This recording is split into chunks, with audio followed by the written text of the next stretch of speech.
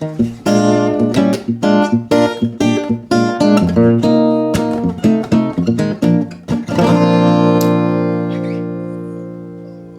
everybody to a new episode of Galley Tower Sessions, presenting great vintage guitars in a live music setting.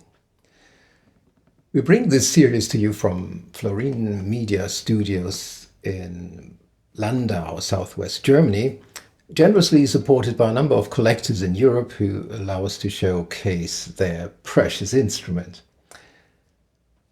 Today's episode features perhaps the rarest pair of all. Of the two instruments we're showcasing, there may be not more than a dozen or maybe 20 in existence, so not more than 6 or 10 of each model. Yet these rarities do not come from any obscure maker that had little output or impact, but were manufactured by two extremely established makers. Gibson, which needs no introduction, and the Larson Brothers company, that may indeed need a bit of introduction, as they were not industrial makers but a smaller workshop of just a handful of people. Why then bring these two together in one episode, you may ask? Well, what makes them a great pair is that each one in its own way is an outstanding example of what we may call an early hybrid instrument.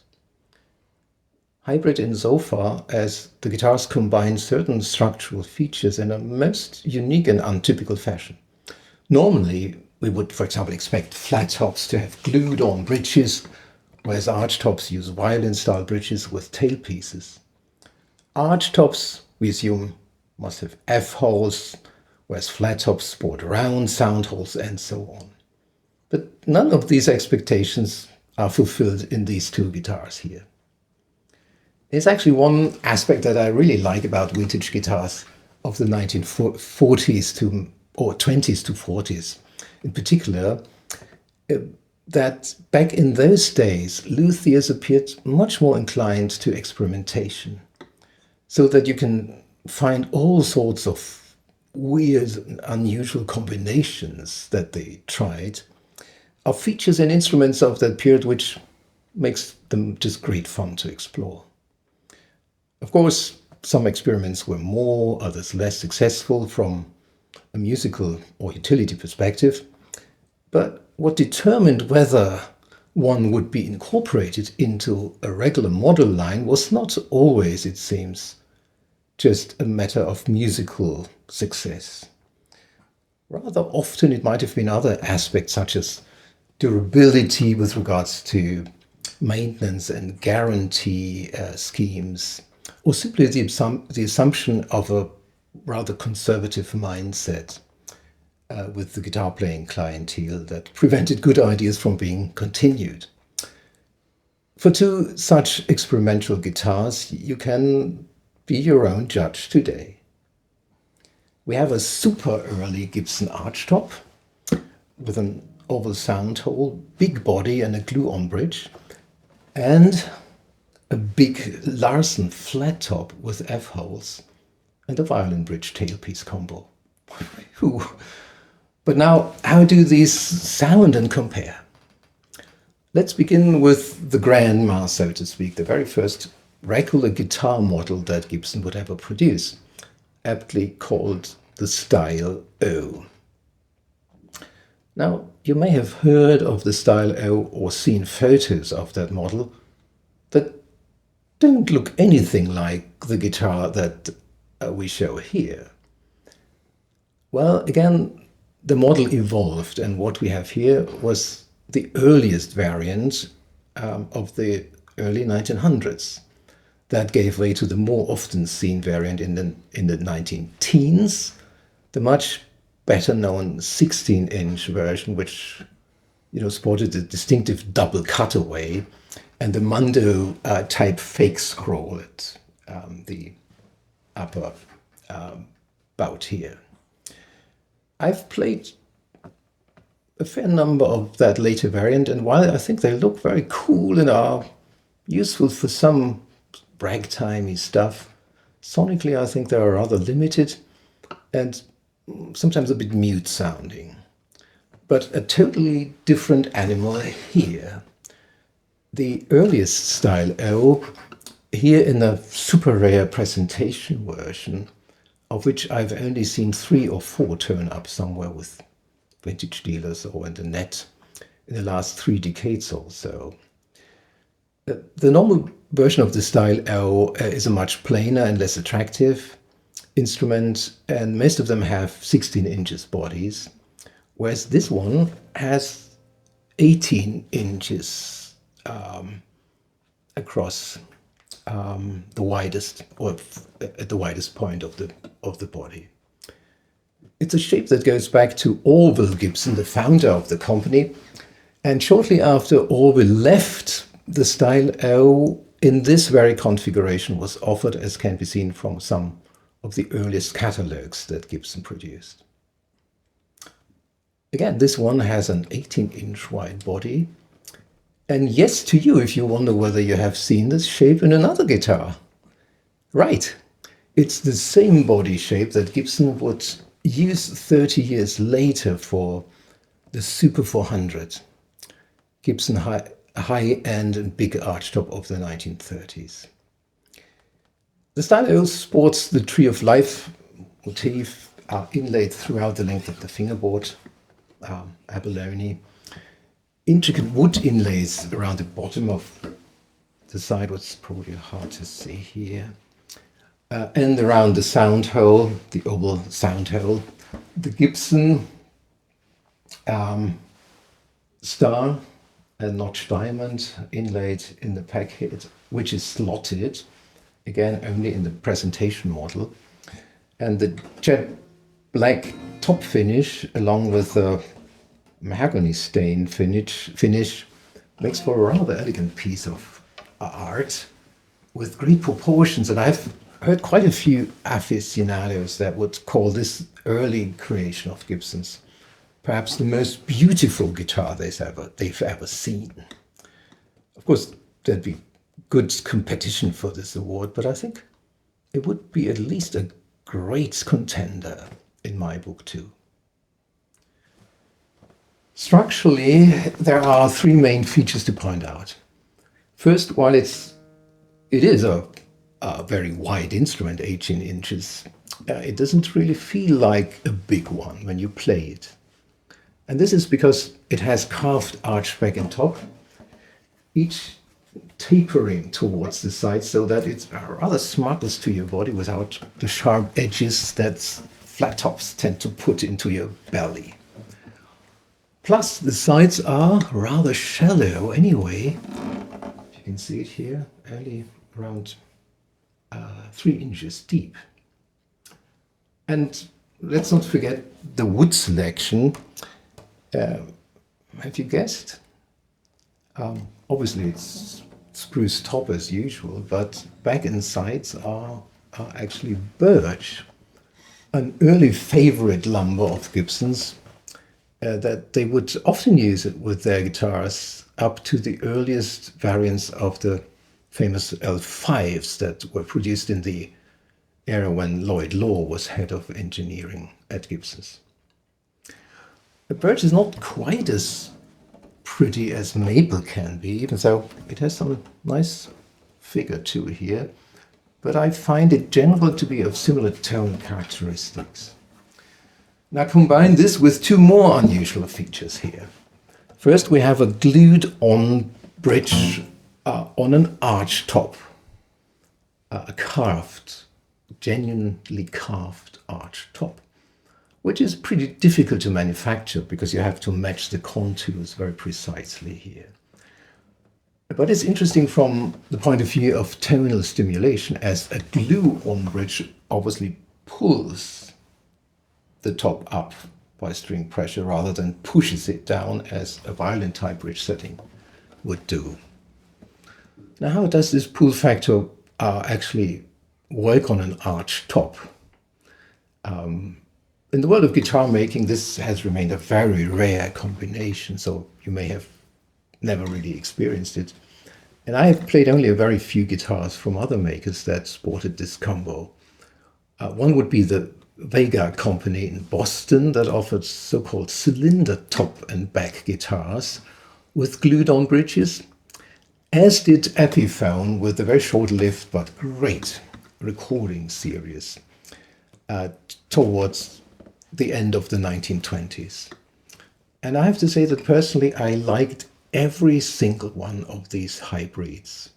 Arch top, glued on top. For me, it works marvelously well.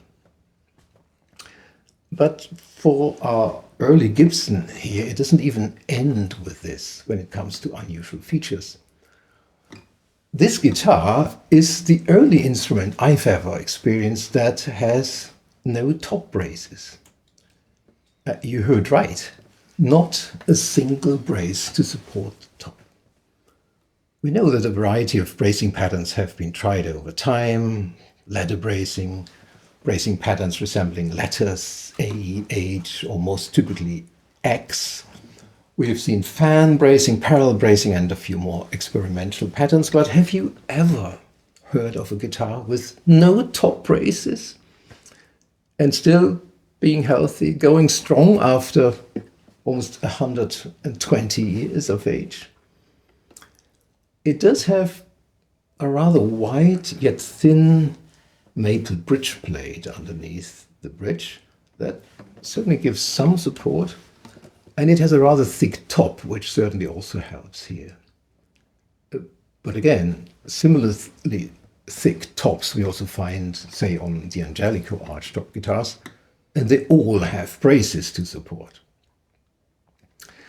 What this guitar has, though, are two smaller wooden supports inside the body near the waist, so along those lines here.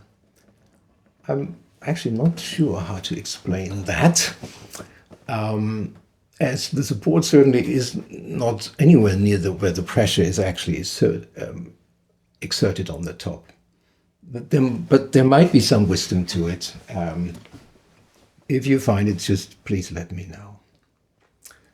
Now, with so many unusual features combined in just one guitar, it is of course impossible to determine which feature precisely affects which sound characteristic. We can only go by what the overall outcome is, and I find this rather spectacular. It sounds like no other guitar I ever played. Just give you a few chords.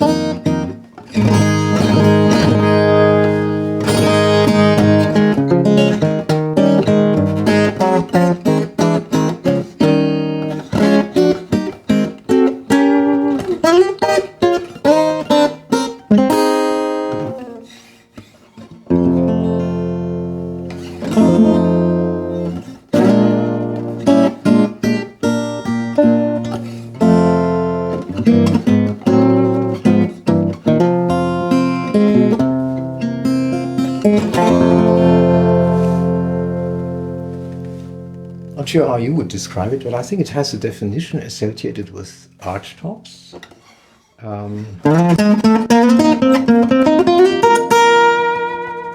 An enormous treble power associated with the very best, particular smaller flat tops, and a certain archaic character that I find hard to define, but very pleasing.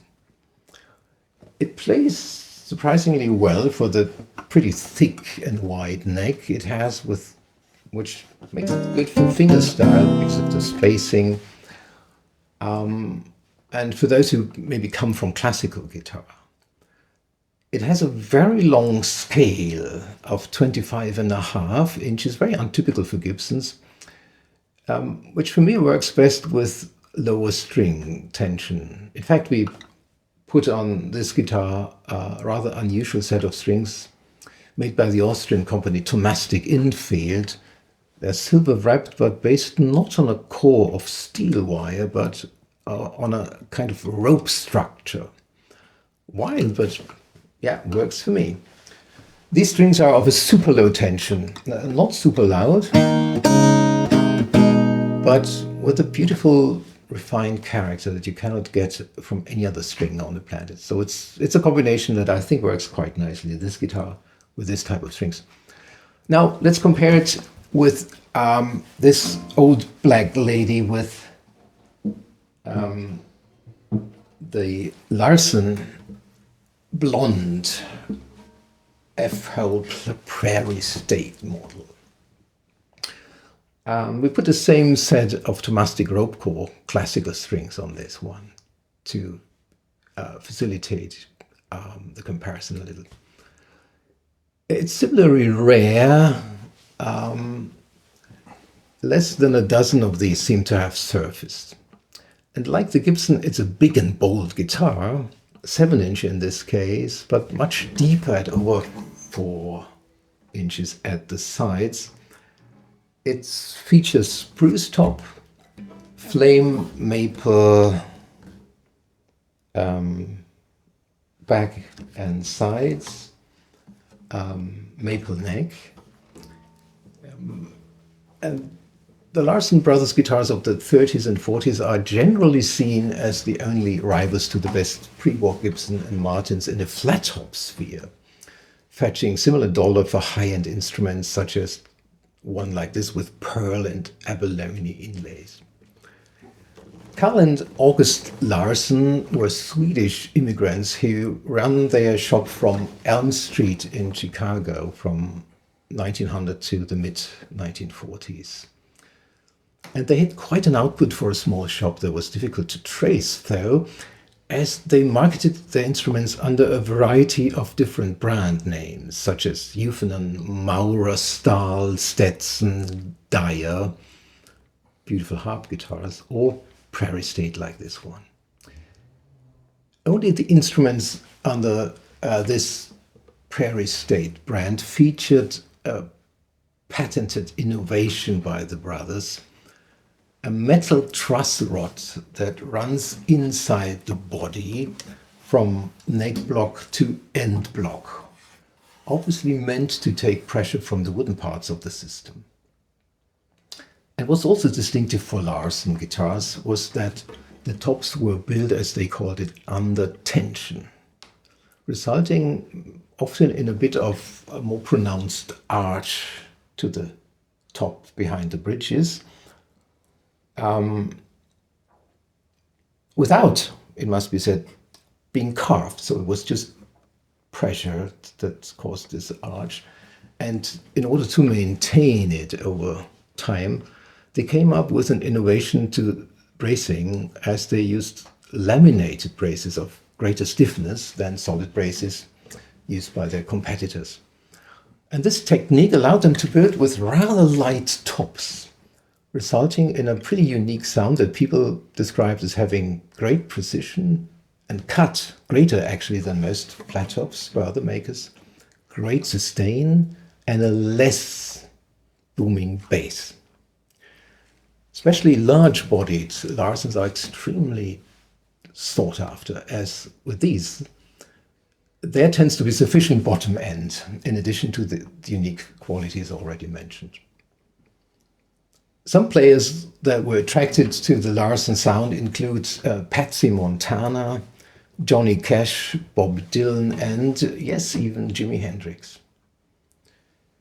If you want more detailed information on Larson instruments, the to-go source is clearly the book by Robert Hartman, titled The Larson Creations, Guitars and Mandolins. Bob actually is the grandson of Carl Larson himself, who built the famous instruments. Now, this one here is made by the Larsons, but still not anywhere near your typical Larson guitar, which after all tended to be flat tops with round sound holes. This one is a rare experiment, of which, as I mentioned, only about a dozen seem to exist.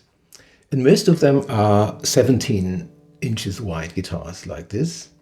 But interestingly, we've seen at least two with 16 inches, one of 19 inches, and even one of a whooping 21 inches width.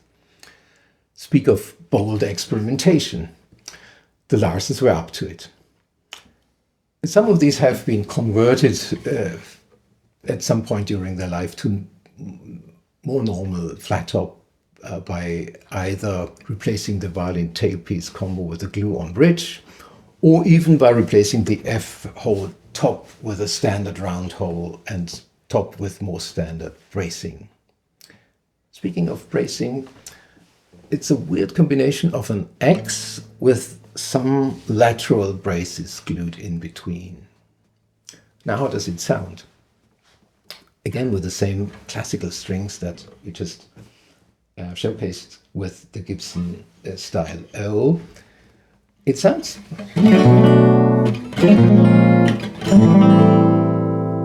again very distinctive. A sound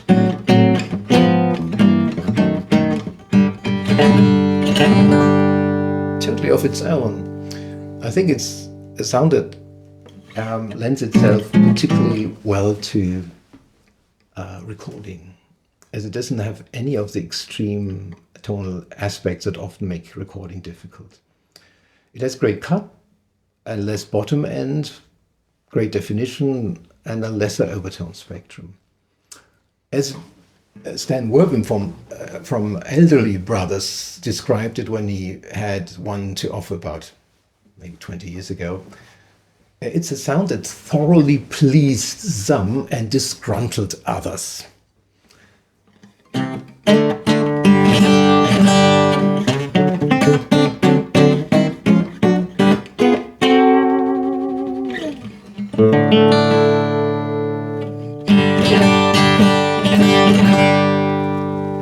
Raikuda, for one, seems to be one of the first came, because when he bought one, he characterized it as follows: light makes right. The singing trebles can't be beat, very refined and sweet. So, almost a poem. Now, obviously, as always, the proof is in the pudding, and I know that Kevin and Tobias, once again, will precisely give you this proof in presenting the Larson F-hole in combination with the Gibson Style O in the related video. Check it out. The piece of music they'll bring to you, again composed by Kevin, is titled Sunday Poem, and you'll pick up the gospel vibe in this one.